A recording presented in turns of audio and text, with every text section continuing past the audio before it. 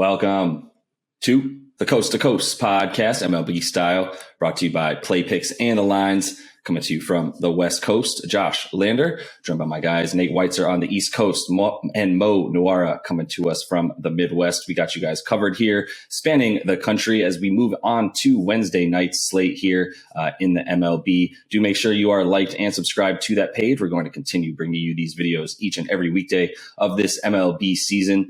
And as always, if you do still need a FanDuel or a DraftKings account, head to fdpicks.com or dkpicks.com. Find those listings in your area, such as what we've got for this slate on Wednesday. Nate, let's jump into it. Yeah, 4 day games. Then we jump into it with a ton of night action here on Wednesday. Starting at 6 o'clock Eastern, or 6:40 rather, we got Luis Severino and the Yankees going against Fast Eddie and the Detroit Tigers, who are plus 150 at home. Ohtani gets another crack at the Astros. Angels only minus 135 because he has not been the same pitcher thus far. The D-backs are slight underdogs at the Nats there. Merrill Kelly going up against Eric Fetty. Carlos Rondon, who's been lights out, against Chris Bassett, who's also 2-0 in a toss-up there. Giants at Mets. Jose Barrios is and the Blue Jays minus 135 at Fenway against Nick Pivetta and the Sox. Then Rasmussen against Strohan out at Wrigley Field. Rays and slight favorites there. We got the Twins in a toss-up at the Royals. Dane Dunning and the Rangers slight underdogs against Logan Gilbert and the Mariners. And then Jordan Lyles and the O's plus 115 at Oakland. So I'm looking at that Red Sox Blue Jays game and trying to comb through to find some sort of positive to back my Sox. And I kind of wanted to say that Nick Pivetta, while he might be a below average pitcher, at least he usually is an average pitcher. And Jose Barrios is just wildly inconsistent. And he's been consistently awful at Fenway. The 7.3 ERA, 0-3 in 3 career trips, including the last time he went there. He gave up 6 earned, 2 homers, 3 walks over 5 innings. The walks have just been awful for him. Dating back to his last 3 starts last year, he has 10 walks or hit by pitch and is a 6 ERA in that span, and it's continued here. This season, he's allowed a 25% barrel rate so far, which allowed him to get yanked in after getting 1 out in his first start and not getting many swings outside the zone. Pivetta, after a really good start with the Sox last year, his velocity is now down, getting a very low 25% ground ball rate. The xERA is 15.7, folks. That's how bad he has been in terms of the peripherals here so far this year. And last year against righties at Fenway, it was very boom bust. 2.56 home run per 9 ratio, held them to a 15% line drive rate, and didn't walk too many righties. High K rate as well, but I don't know. I mean, can he keep Toronto in the park? We're talking about Fenway, which I now think it has the highest factor for doubles in the majors. One of the highest run factors, I think, just behind Coors, or maybe the highest, depending on where you're looking at. And Boston is taking advantage of that. They know how to hit in their park. 2nd in doubles, 4th in extra base hit rate. Blue Jays 3rd in home run rate. Boston over in 3 of their last 5, both pitching staffs giving up top 6 home run production. So I think 9.5 runs is not that scary to go over that. And if pressed, I think the Red Sox pull this one out. I think you're getting a little bit of value with them as home dogs. Yeah, I think if anything, I don't mind like an alternate shot, like a shot at an alternate over here, just because it's 2 pitchers who I think can be pretty prone to like big blowups. We already saw one from Barrios earlier in the year, and he started out his Toronto career with a bunch of them. I think he'll be fine generally, but you never know. Like you said, good offense and a good offense park, and a lot of right-handers in Toronto's lineup. Really, Fenway is a good park for them, and Pivetta is just really bad right now. I don't know if he's going to recover to like a decent pitcher. his velocity is way, way down. So he's got to start throwing harder. While he's throwing sub 93 right now, when he was throwing 95 last year, I honestly, I did think about betting Boston. Man, the line is just like pretty high, but I just can't do it until I see Pivetta start throwing harder. He's just like completely untouchable for me right now. So, yeah, I think there's like potential for like a 15-run game here. Yeah, I mean, considering Barrios has had 2 starts with an over 11.8 ERA, and they actually won the 2 starts that he gave up those numbers, means that there's plenty of offense available on both sides, certainly from the Blue Jays, as we know. But let's move to a game that we don't think there will be as many runs. We look at the Nats and the D-backs here, and a couple pitchers that I think you mentioned, Mo. 90% of baseball fans probably don't even know who they are. So what are you looking at in this game? I'm assuming some unders. Yeah, it's not a spot that's going to jump out to a lot of people. That's for sure. But it's just basically. So this is why we bring you on, Mo. You know what I mean? We got to get into these deep cuts. Yeah, this is definitely baseball nerd talk here. 2 pitchers that I just basically think might be a little better than the market is projecting them.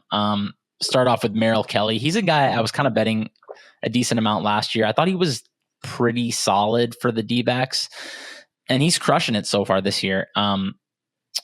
Called strike plus whiff percent is above league average thanks to jumps in both called strikes and whiffs. And he's got his grounders, which were average last couple of years. He's never been like a guy who had more or less fly balls or ground balls than anybody else, really. But he's up over 50% grounders this year. I mean, obviously he's like getting lucky in some sense because his ERA is 0, but his skills definitely look better. And he's even throwing a tad harder. And then on the other side, it's going to be Eric Fetty, who was a quad A type replacement level guy for many years, even though he was once a first rounder and a good prospect. But then last year he changed his pitch mix quite a bit, cut his awful sinker by a lot. He was throwing it almost half the time. Now he's throwing it less than a third. And then he upped his cutter and his slider, started throwing a changeup. So basically a completely different pitcher. Not out of the realm of possibility. He's made like a pretty big jump in true talent, and something has clicked for a guy who had the arm. You know, he was a guy who was considered to have talent. So he for years was bad, and then he fired a 4.3 Sierra and 4.06 xFIP last year. Those numbers are both in the 3s now this year. And yeah, obviously Washington and Arizona, 2 offenses that aren't going to inspire a lot of confidence, both in terms of projection wise. We wouldn't expect them to be good since they were supposed to be bad at the start of the season. And then results wise, so far, they're both in the bottom 4 on WRC plus. So not exactly hot bats either. And all this happening in a pitcher's park. I think under 8.5 seems pretty good here.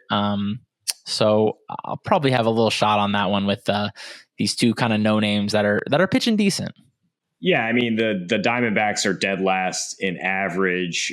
Depending on walks, they actually have the most walks per 9 right now. But Fetty has been in the zone for the most part. And I mean, when he faces a decent to below average offense, it's been pretty consistent with the quality starts. I mean, they don't necessarily let him go 6 innings to get that technically. But I mean, he should turn it over in decent shape here. And the Nats offense not much better.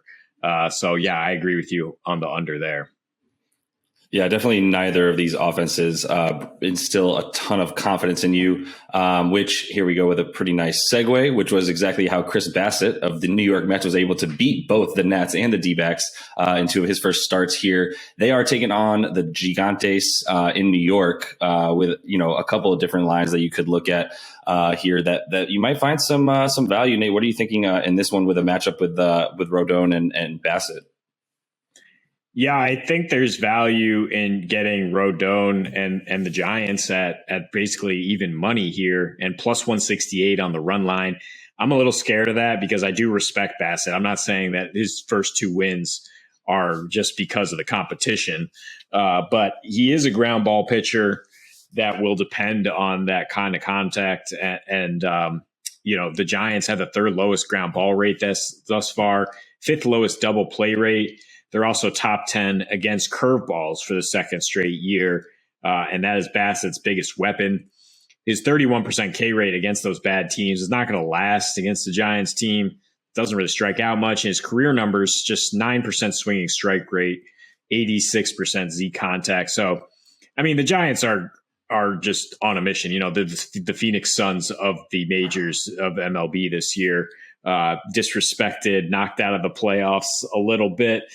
So on a mission, and their pitching staff is just incredible, leading the majors in ERA once again with this guy, Rodon, leading, jumping right in and just throwing flames, over 97 miles per hour, 15.7 K per 9 ratio against those red hot Indians. If you want to just match up the quality of his performances, those Indians had been hot. Yeah, you can't do it twice with the Guardians. Once, got to call you out the second time. Yeah, there I go again. Keep going. Against the Cleveland baseball team. There you go. Very impressive. And he had the same kind of hot start in March and April last year, as I mentioned. 0.72 ERA, holding batters to an 0.85 average until we got to May. So I like him to continue his hot start and the Giants to take care of business with that low runs allowed. Yeah, this is the game to watch. If you are just a pitching nerd and you want to watch one game tomorrow, definitely turn this one on. I would say, be a little bit careful with the run line, just simply because of the total is so low. And yeah, I do think Chris Bassett definitely made a jump. He seemed like something clicked last year. Main difference seems to be he introduced a slider that he wasn't throwing before. But yeah, he's definitely solid, but he's definitely at least a tier below Rodon, who non-zero chance he's the best pitcher in the world right now that's healthy. Fair, yeah. He is added to a lineup that played above its pay grade last season, and now I think is just playing at where it really, really belongs, with a few really nice starters, obviously joining Logan Webb there in the team. So, yeah, unfortunately, I don't know. That's going to be a tough one for the New York Metropolitans. It's been a tough series already, although they are leading right now while we are finishing this podcast. So I'm going to go watch the end of that, because that is all the time we have for you guys. In this one, we will be back again tomorrow as we continue along here in this MLB season. So make sure you are liked and subscribed, as we'll continue to bring you these videos each and every weekday the rest of this season. And until we see you next, happy betting.